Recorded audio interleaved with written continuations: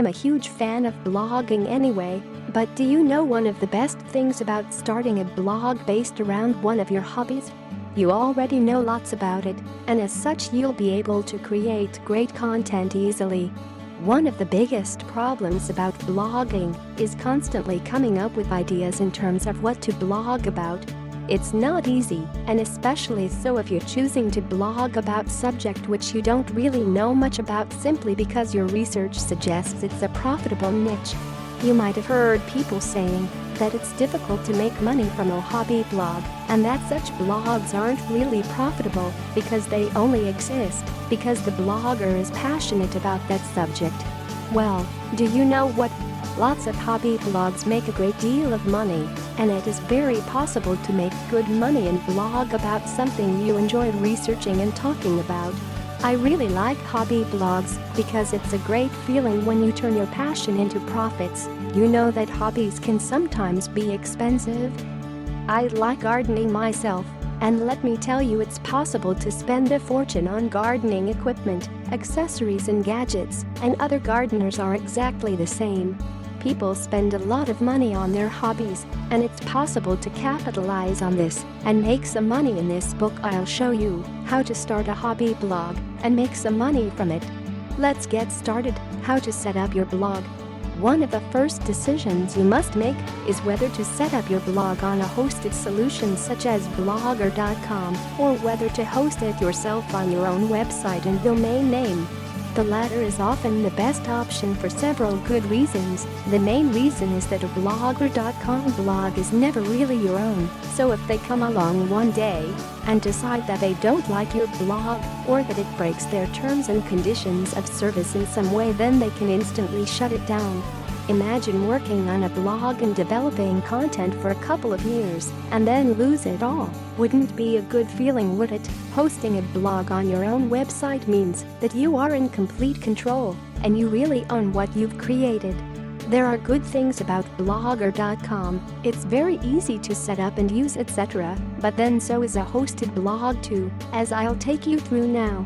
If you're going to install your blog on your own website, as I recommend, then it's a good idea to choose a hosting provider that gives you access to something called cPanel and Fantastico Deluxe, because these make the whole process a breeze.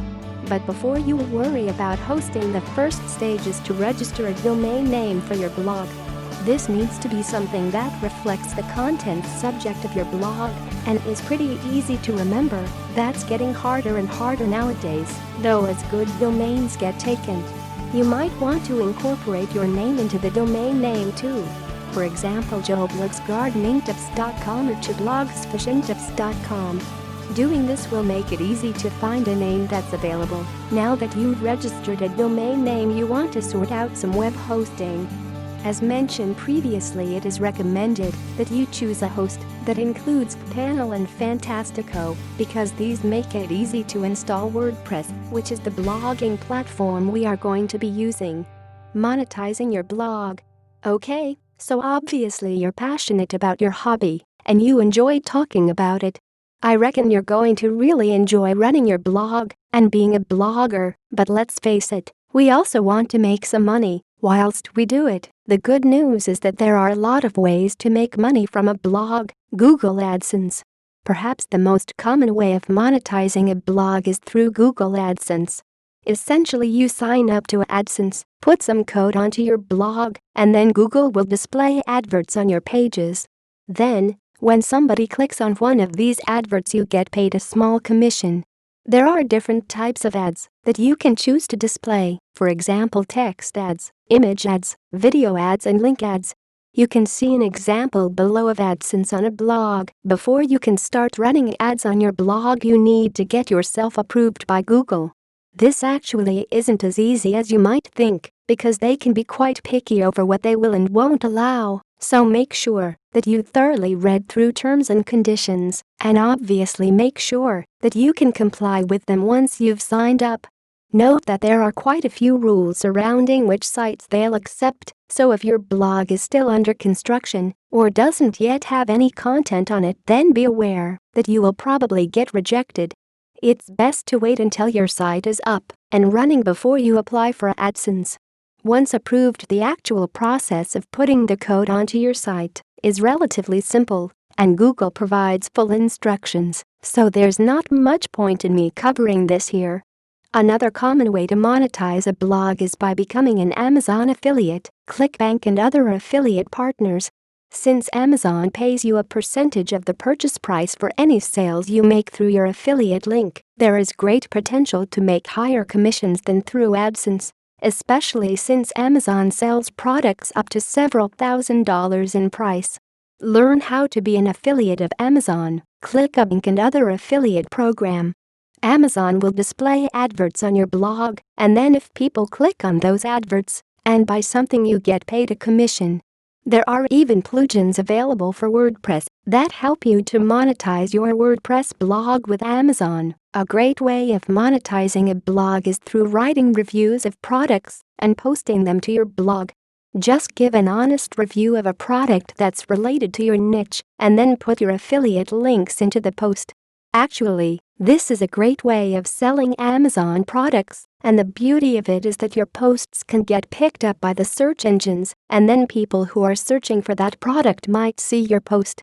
Obviously, someone who types product name plus review into Google is obviously potentially looking to buy the product.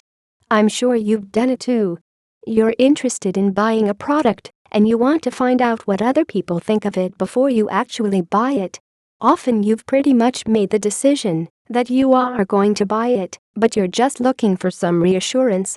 So somebody is looking for reviews, they come across your blog post, buy the product through your affiliate link, and you get paid. The most important thing in a review is that you give an honest review of the product. So, let's say you are running a blog about golf, and you're reviewing a book you bought on Amazon that teaches people how to improve their golf swing. All you need to do in your review is explain a little about what's inside the product, why you decided to buy it yourself, and what you really thought of it.